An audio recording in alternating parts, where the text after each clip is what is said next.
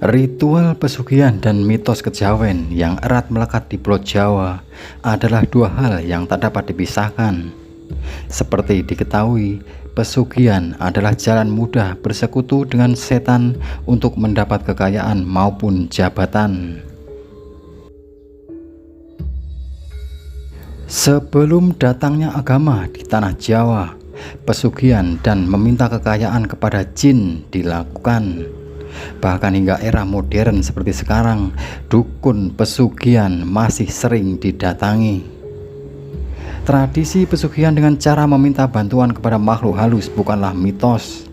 Hal ini terbukti dengan cerita turun-temurun di berbagai daerah tentang hewan maupun tempat keramat yang dianggap memiliki tuah gaib hingga kekayaan.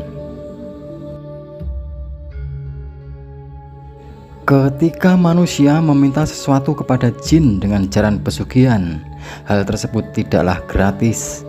Ada harga mahal yang harus diberikan sebagai ganti keinginan. Terdapat 5 jenis pesugihan tertua di Indonesia yang masih dilakukan hingga saat ini. Yang pertama adalah ritual pesugihan codot ngising. Hewan kelelawar atau dalam bahasa Jawa disebut codot. Makna codot ngising adalah kotoran kelelawar. Ritual pesugihan codot ngising ini dipercaya mampu menyebabkan unit usaha menjadi sepi dan lesu. Hal ini sama seperti santet tanah makam. Selain menutup usaha lawan secara gaib, praktik pesugihan ini digunakan untuk mengambil aura rezeki dari lawan usaha hingga membuat usaha target bangkrut. Ritual yang kedua adalah ritual pesugihan buaya putih. Praktik pemujaan kepada buaya putih atau bajul putih adalah salah satu ritual pesugihan tertua di Pulau Jawa. Dipercaya jika pelaku pesugihan bajul putih sangat mirip dengan santet. Pemujaan kepada buaya putih dipercaya mampu membuat target dari pelaku pesugihan menjadi sakit hingga tewas karena ilmu hitam yang diberikan. Selain itu, aura rezeki dari korban akan diambil kepada pelaku. Ritual yang ketiga adalah ritual pesugihan kandang bubrah.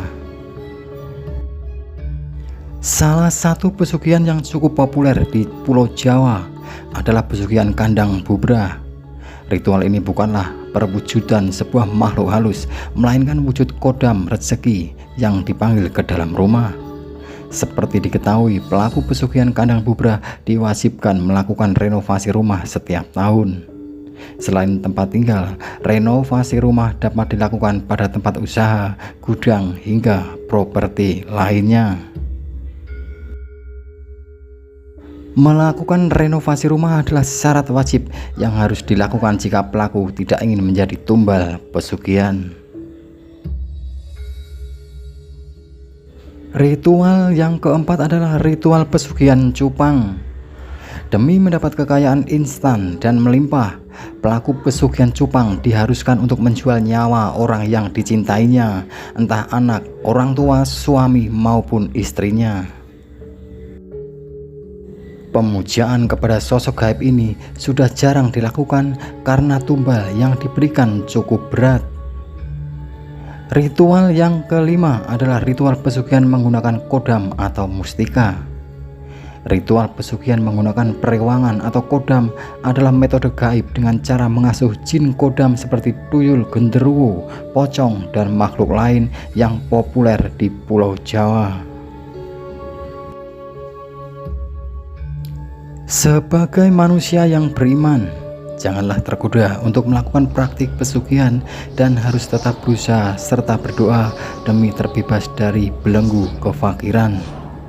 Tugas setan di dunia itu untuk membisikkan kepada manusia rayuan manis yang menipu. Mereka bertugas untuk menggiring manusia kepada kemusyrikan hingga akhirnya mendapat siksa api neraka jahanam.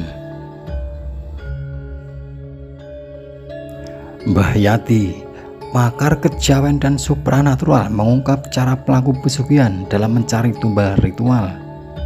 Di era modern saat ini, pesugihan masih dilakukan beberapa orang untuk mendatangkan kekayaan secara instan.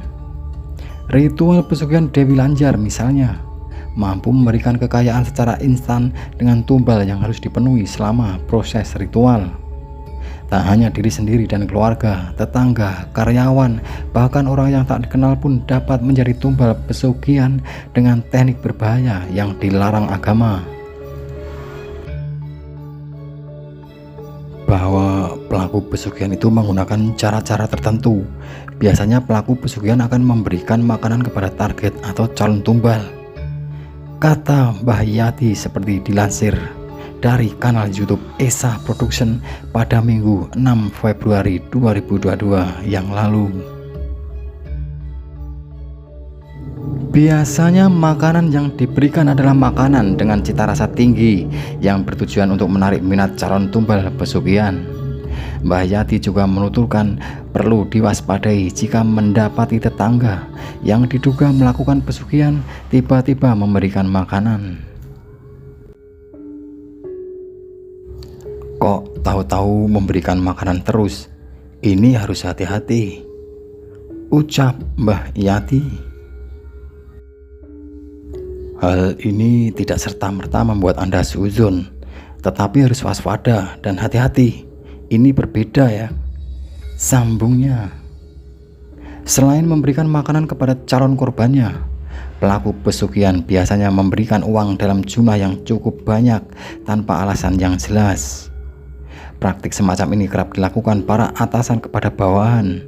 Memang terdengar janggal, tetapi mengambil tumbal dengan cara seperti ini masih terjadi di kota besar. Nah, ini tahu-tahu bosnya kasih bonus yang tidak sesuai dengan biasanya. Harus hati-hati karena hal ini adalah cara untuk menarik tumbal, ucap Mbah Yati. Selain itu, pelaku pesugihan biasanya akan memberikan sesajen atau persembahan di tempat tertentu, entah itu bunga maupun dupa. Lantas setelah mengetahui metode tersebut, bagaimana agar terhindar dari tumbal pesugihan tersebut? Saat diberikan makanan, biasakanlah untuk berdoa sebelum mengonsumsi makanan tersebut, dan ini sesuai dengan kepercayaan masing-masing, tutur Mbah Yati. Selain itu, jika uang yang diberikan dalam jumlah yang tak masuk akal, sebaiknya ditolak saja. Nah, itu cara yang kedua, sambungnya.